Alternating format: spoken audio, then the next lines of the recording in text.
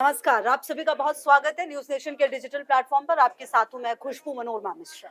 नमस्कार, आपके साथ में लक्ष्मी उपाध्याय। आज दिल्ली की हम बात करेंगे क्योंकि दिल्ली में एक बड़ा हादसा हुआ और एक ऐसी घटना घटी जिसने 3 छात्रों की जान ले ली। सवाल ये है कि क्या वाकई ये जो छात्रों की मौत हुई सिस्टम की वजह से हुई या फिर आपदा जो बताया जा रहा है आपदा की वजह से हुई। बिल्कुल। और देखिए, इस पूरे मामले ने ना सिर्फ पूरी दिल्ली को, पूरे देश को झकझोर कर रख दिया है। देखिए, क्योंकि माँ बाप किस उम्मीद के साथ अपने बच्चे को भेजते हैं किसी जगह पर पढ़ने के लिए, और आप देखिए अगर उनके साथ इस तरह का हादसा हो जाता है तो कितने सारे सवाल है। देखिए, जब ये खबर हम पढ़ रहे थे खुद ही हमारे जहन में कितनी सारी चीजें आ रही थी। वो आईएएस बन सकते थे, आईपीएस बन सकते थे, वो ट्रेनी, मतलब समझिए आप, वो पढ़ रहे थे, तैयारी कर रहे थे, और उनके साथ क्या हुआ, उनकी जान चली गई। क्यों? सिर्फ एक लापरवाही की वजह से। और लापरवाही किसकी? अब देखिए, ये सारा जांच का विषय है कि आखिरकार कहां पर किस कदर की लापरवाही हुई है। लेकिन सवाल अहम यही है कि इन 3 बच्चों की मौत का जिम्मेदार कौन है? दरअसल देखिए मामला है दिल्ली के ओल्ड राजेंद्र नगर का, जहां पर एक बेसमेंट में लाइब्रेरी चल रही थी कोचिंग सेंटर की, और उसी लाइब्रेरी में तमाम छात्र जो है वो पढ़ाई कर रहे थे। आईएएस कोचिंग चलती है और नीचे बेसमेंट में जो है लाइब्रेरी थी। हालांकि जो जानकारी सामने आ रही है वो ये बताया जा रहा है कि नियमों के मुताबिक वहां पर लाइब्रेरी नहीं होनी चाहिए थी। वहां पर एक स्टोरेज के तौर पर उस बेसमेंट को इस्तेमाल करना था, लेकिन वहां पर लाइब्रेरी खोली गई और उसके बाद वहां पर जो है वो छात्रों को बाकायदा लाइब्रेरी की सुविधा दी जा रही थी। क्या हुआ? आखिर एकदम से वहां पर ये हालात क्यों बने? कैसे 3 छात्रों की मौत हुई? क्या वाकई नियम को ताक पर रखकर ये लाइब्रेरी चलाई जा रही थी, वो इस मौत की वजह बनी?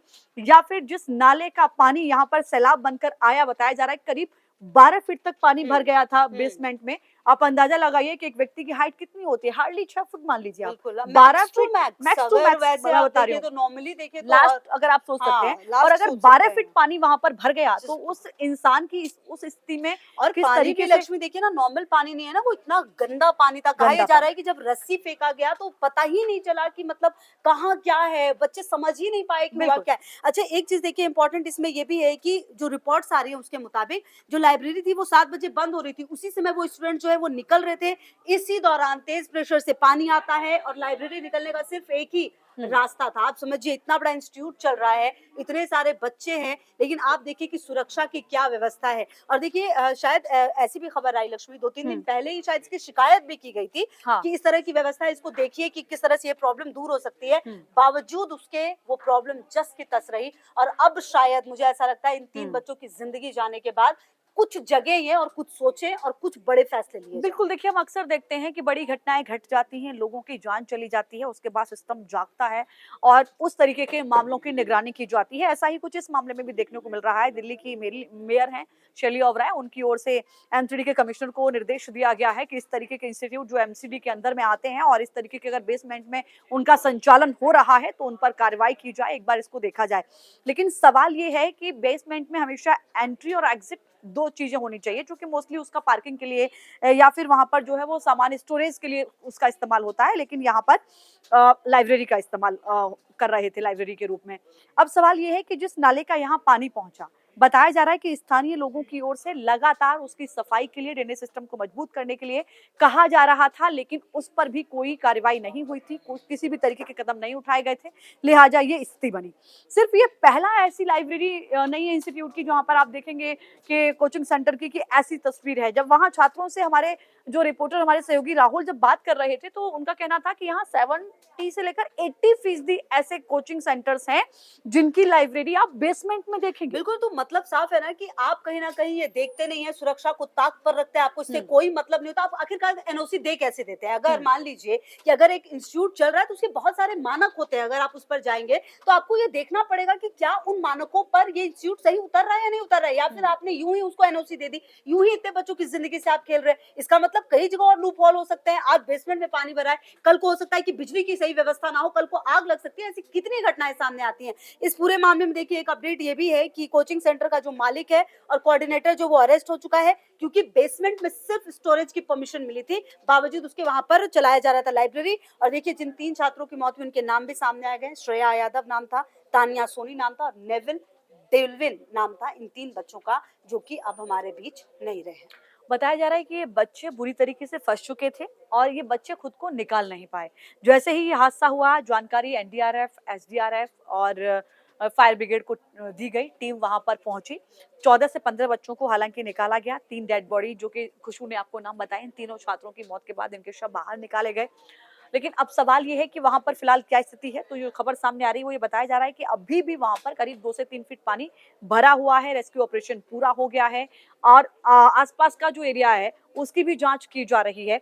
स्थानीय लोग जो हैं वो इस बात की जानकारी दे रहे हैं मीडिया को कि कई बार इस मुद्दे को उठाया गया, कई बार नियर थाने में एप्लीकेशन दी गई, एमसीडी को इस बात से अवगत कराया गया कि इस तरीके की जो गतिविधियां, जो सेंटर्स यहाँ चल रहे हैं, ये बड़े हादसे का कारण कभी बन सकते हैं और हुआ भी इस तरीके से। ये पहली दफा नहीं है। अगर आप इससे पहले देखेंगे, चाहे आप कोटा में देख लीजिए, कई सारे कोचिंग सेंटर्स ऐसे थे जिसमें आगजनी की घटना हुई और बहुत ही छोटा सा गेट था निकलने का, स्टूडेंट्स नहीं निकल पाए। उसके बाद वहां प्रशासन जागता है और इस तरीके की एनओसी देखी और आप जाती है। देखिए ना लक्ष्मी, मुखर्जी नगर की आप बात कर लीजिए, दिल्ली में हब है, बिल्कुल, आप बिल्कुल। वहां चले जाइए, आप देखिए 10 बाय 10 के रूम में आपको ना जाने कितने बच्चे मिल जाएंगे। अगर आप सोच भी नहीं सकते कि वहां की स्थिति किस कदर खराब है। अगर वहां पे ढंग से जांच की जाए ना, तो बच्चे कहते हैं कि जो इंस्टीट्यूट है वो तो काफी बड़ा है, आपको बड़े बड़े क्लासरूम दिखेंगे, लेकिन सीढ़ियां इतनी कंजेस्टेड है, तमाम चीजें इतनी कंजेस्टेड है कि अगर गलती से कुछ गलती हो जाए तो वहां पर बचने की संभावना बिल्कुल ना के बराबर होगी। लेकिन बिल्कुल। इनके बारे में सोचता कौन है, ये बड़ा सवाल है। बिल्कुल सही कहा आपने। ये बड़ा सवाल है और ऐसे में देखिए, एक और जहां 3 छात्रों की मौत हो गई,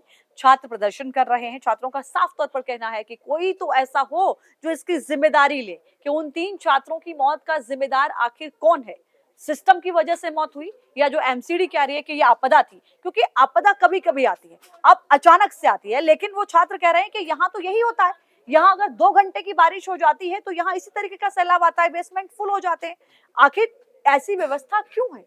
क्या वाकई इसको आपदा के रूप में देखा जाए या फिर जो सिस्टम की लापरवाही रही उसकी भेंट ये 3 छात्रों की जिंदगी चढ़ गई? इसकी जवाबदेही किसकी होगी? आम आदमी पार्टी के नेता बीजेपी पर आरोप लगा रहे हैं कि आपने पिछले 15 सालों में एमसीडी में क्या किया। भारतीय जनता पार्टी की ओर से जो नेता हैं वो कह रहे हैं कि देखिए, यहाँ के जो पार्षद हैं, यहाँ के जो दुर्गेश पाठक विधायक हैं, उनकी जिम्मेदारी है कि आखिर उन्होंने इस क्षेत्र के लिए एक क्या किया। दूसरे पर बस ठीकरा फोड़ने की बात है। और आप देखिए, इन सब में जो राजनीति की बात जो हम हमेशा कहते हैं, हर अवसर पर राजनीति होती है और यहाँ पर भी देखिए राजनीति से बचे नहीं, एक दूसरे पर आरोप प्रत्यारोप। लेकिन इन सब के बीच जिन 3 घरों में मातम है आज, सवाल यही है कि आखिरकार इनकी गलती क्या थी। आप सोचिए, वो बच्चे जो तैयारी करने के लिए पहुंचे थे, वो बच्चे जो पढ़ने के लिए, अपने कल को साकार करने के लिए थे, आज वो हमारे बीच नहीं है। उन बच्चों के बीच में ये कितनी बड़ी, मतलब सोचिए कि एक लापरवाही है। आपको पता है कि ऐसी सिचुएशन हो सकती है, आपको पता है कि आप बेसमेंट में हैं, यहाँ पर पानी आ सकता है। कितनी बार वहां पर बच्चों की जो कार थी, वो जो बच्चों ने बताया वहां पर कि हमारी जो गाड़ियां हैं वो तैरती हुई नजर आई है। मतलब साफ है ना कि वहां पर परेशानी थी, बावजूद इसके आपने उसको समय रहते हल नहीं किया। आपने इंतजार किया एक बड़े हादसे का, जो कि अब इन 3 बच्चों की मौत बनकर सामने आया है। निश्चित तौर पर दिल्ली के हालात ये हम देखते हैं। हालांकि अब वहां की मेयर की ओर से एमसीडी कमिश्नर को इस बात की निर्देश दिए गए हैं कि आइडेंटिफाई किया जाए ऐसे सेंटर्स को, उनके खिलाफ कार्रवाई की जाए। सवाल ये कि क्या वाकई इस हादसे से इतना सबक लिया जाएगा कि आगे के लिए ऐसे हादसे नहीं होंगे? इस हादसे के लिए बाकी जो जिम्मेदार होंगे उनके खिलाफ कड़ी कार्रवाई होगी, या फिर हम सिर्फ खाना पूर्ति के नाम पर छुटमुई कार्रवाई देखेंगे और उसके बाद फिर वही डाके 3-5 मामला रहेगा और मामला फाइलों में दब जाएगा? क्योंकि वो 3 परिवार जिन्होंने अपने बच्चों को खोया है, वो शायद साल दर साल नहीं, वो पूरी जिंदगी इस दर्द को नहीं भूल पाएंगे। शायद फाइलों में ये मामले दफन हो जाते हैं, लेकिन उन परिवारों का क्या, जो अपने बच्चों को यहाँ पढ़ने के लिए भेजते हैं, जिंदगी संवारने के लिए भेजते हैं, भविष्य के लिए भेजते हैं, और यहाँ से जब घर उनकी लाश जाती है तो आप अंदाजा लगाइए कि उन पर कितना दर्द बीतता होगा। बिल्कुल, सवाल कई सारे हैं और देखिए बहुत ही दर्दनाक ये पूरा हादसा रहा है। आप इस पूरे घटनाक्रम पर क्या सोचते हैं, कमेंट बॉक्स में लिखिए जरूर। और फिलहाल इस बुलेटिन में दीजिए इजाजत। नमस्कार। न्यूज नेशन अब व्हाट्सएप पर खबरों की ताजा अपडेट के लिए न्यूज नेशन के इस क्यूआर कोड को स्कैन करें।